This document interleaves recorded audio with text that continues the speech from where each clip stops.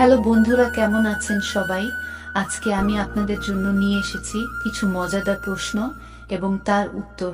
আপনারা দেখছেন আর সাথে আছি আমি। তো চলুন শুরু করা যাক আজকের ভিডিওটি। আর ভিডিওটি দেখার সময় অবশ্যই হেডফোন ব্যবহার করুন, কারণ আপনার আশেপাশে কেউ শুনতে পেলে আপনারই সমস্যা হতে পারে। প্রশ্ন: মেয়েদের দুধ শক্ত রাখার পদ্ধতি কি? উত্তর: রেস্ট টাইট করার জন্য পর্যাপ্ত প্রোটিনের প্রয়োজন হয়, তাই আপনার প্রতিদিনের খাবার তালিকায় দুধ, ডিম এবং ডাল অবশ্যই থাকা দরকার।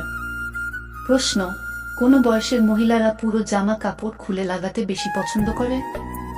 উত্তর: বিয়ের কিছুদিন পর থেকে, অর্থাৎ 1-8 থেকে 2-6 বছর বয়সের মহিলারা পুরো জামা কাপড় খুলে লাগাতে বেশি পছন্দ করে। উত্তর: বিয়ের কিছুদিন পর থেকে, অর্থাৎ 1-8 থেকে 2-6 বছর বয়সের মহিলারা পুরো জামা কাপড় খুলে লাগাতে বেশি পছন্দ করে।